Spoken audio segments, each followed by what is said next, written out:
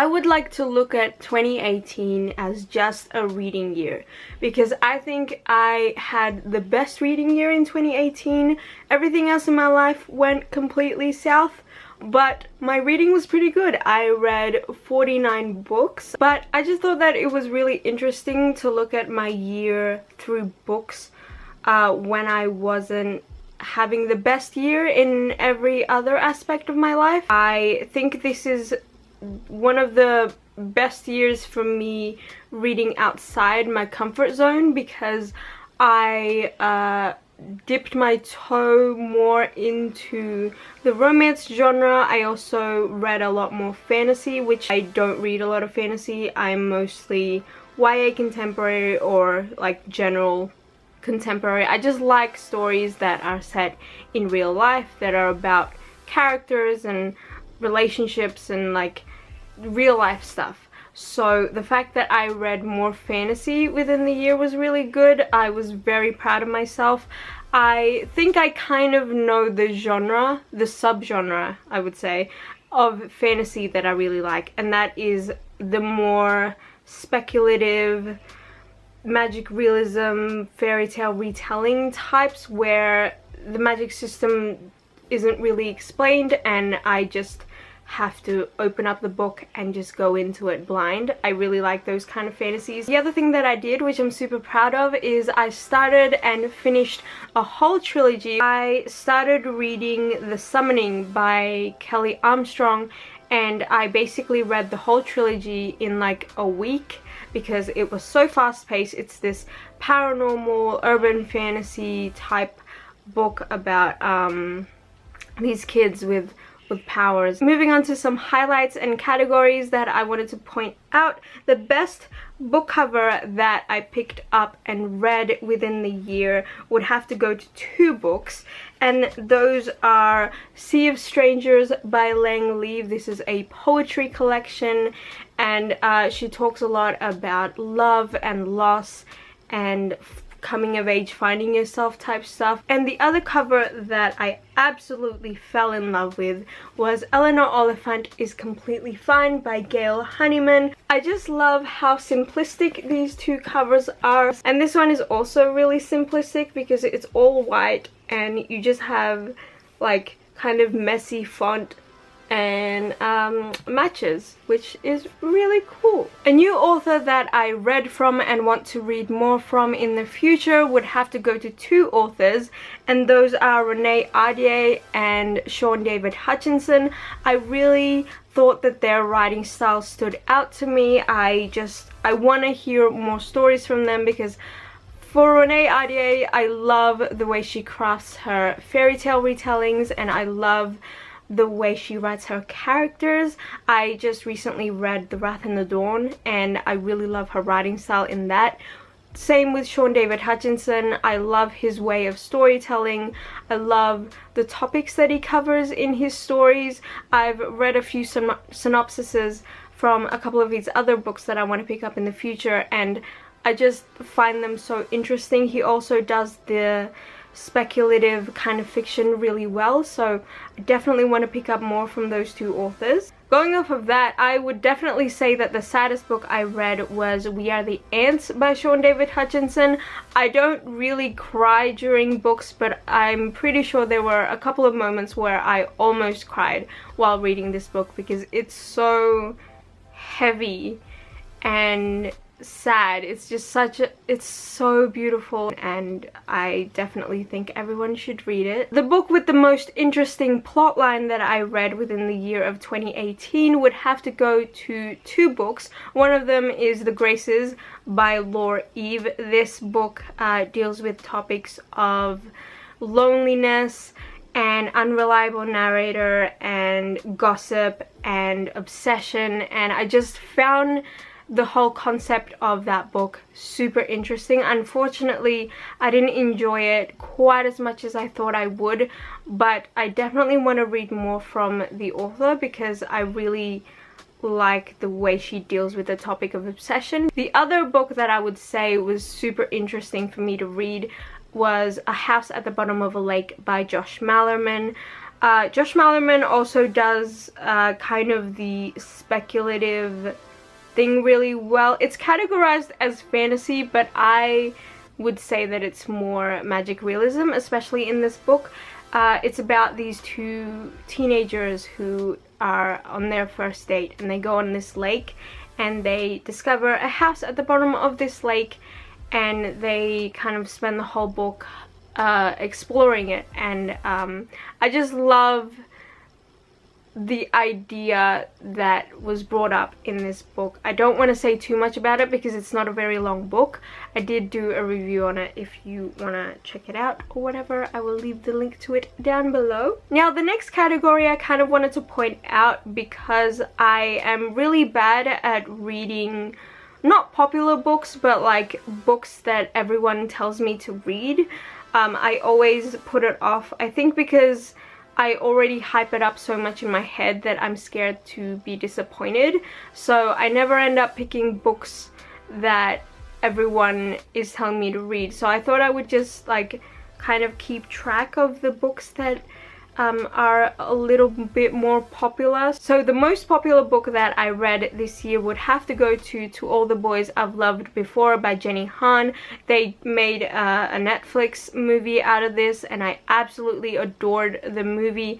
I didn't enjoy the book quite as much, which I'm kind of disappointed with, but I'm definitely looking forward to the second movie that'll come out in 2019. So anyway, those were the highlights, and now we move on to my top books of 2018. Starting off, we have Eleanor Oliphant is Completely Fine. This tells the story of 29-year-old Eleanor Oliphant, who has this whole routine set up for her life. She has a 9-to-5 job. On Wednesdays, she talks to her mother, and on the weekends, she buys a bottle of wine and 2 bottles of vodka, and she drinks the weekend away until it's Monday, and she goes back to work all sober and fine. This is definitely a character-driven story. It talks about loneliness, it talks about trauma and mental health and depression and abuse, and I really like the way Gail Honeyman writes, because it deals with a lot of these heavy topics, but it almost feels like the author is holding your hand through it.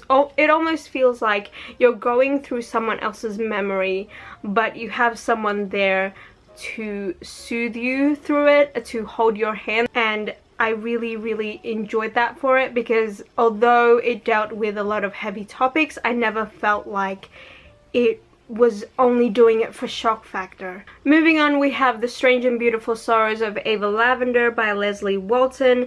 This is a magic realism generational type story. It follows 3 lavender women, from the grandmother to the mother and then to the granddaughter, who is Ava Lavender. I would argue that this story is about Ava Lavender's mother, but if you've read it, please discuss it with me down below. But this story deals a lot with love and loss and grief, and I really love the aspect of magic realism in this. I do have to say that there were a couple of things plot-wise that I didn't really enjoy, but I thought that it was a beautiful story. And I really like that the overall message of this book is just that everything happens for a reason, and everything has an effect on people, no matter how big or small that thing is.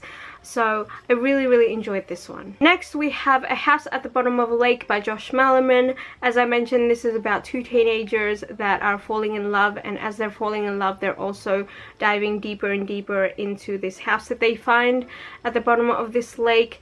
I just find it so interesting and so well written. I'm not completely sure if I enjoy the ending or not. If you read it, please let me know your thoughts, because I don't know how to feel about it, but I think the fact that I still think about it to this day warrants its place on this list. Moving on to my top 3, we have Cruel Beauty by Rosamund Hodge. This is a fairy tale retelling of Beauty and the Beast. It's my favorite Beauty and the Beast retelling that I've read, and it follows this girl who is supposed to be Beauty. I can't remember her name, Nyx, I think, and she has had an arranged marriage since before she was born to marry the demon king lord person, and so she has been trained from a very young age to learn how to kill him. And it's Beauty and the Beast, and so if you know the story of Beauty and the Beast, you know what happens. But I thought this was well written. I love the main character. I felt like she felt more like Persephone than she did Belle, which I really enjoyed. I did a full spoiler-free review on this book. If you want to hear more of my thoughts, I will leave it down below. Moving on to another fairy tale retelling that I really enjoyed, The Wrath and the Dawn by Renee Ahdieh. I said that I love the characters from Cruel Beauty, but I absolutely am obsessed with the characters in The Wrath and the Dawn. It's mostly romance based, but there is a lot more action to it. I did a review on it if you want to know more of my thoughts, but I just love their relationship. Their relationship to me are so balanced and equal, and I rarely see that in books or movies or TV, and I really appreciated how careful Renee Ahdieh made this story, because this is a 1001 Nights retelling, and I just really love the characters. I don't know what else to say about this book except for the fact that I really enjoyed it. And on the #1 list we have We Are the Ants by Shaun David Hutchinson. I also did a spoiler-free review of this book if you want to know more of my thoughts, but this is about a boy who's having kind of a rough time in his life. His boyfriend just committed suicide. He's being severely bullied at school, and he feels kind of neglected at home, and on top of all of this, he keeps getting abducted by aliens who tell him to either save the world or destroy it. And I just really enjoyed this story. It deals a lot with loneliness and grief and mental health, and I absolutely love it. I can't really express to you how much I really enjoyed this book. So please go ahead and watch or read my spoiler-free review, because it was more fresh in my mind when I wrote that, and there's just so many things that I want to discuss about this book that I obviously don't have time for in this video, but definitely check the book out. Anyway, that is my 2018 reading in review. Please let me know some of your favorite books of 2018 down in the comments below. I'd love to know. I also love getting recommendations, so if there are books that you think will suit my reading tastes, judging from the top books that I just mentioned, please let me know. Anyway, I hope you're having a great day. I hope you have a wonderful 2019, and I will see you in another video soon. Oh, she's sweet but a psycho, psycho.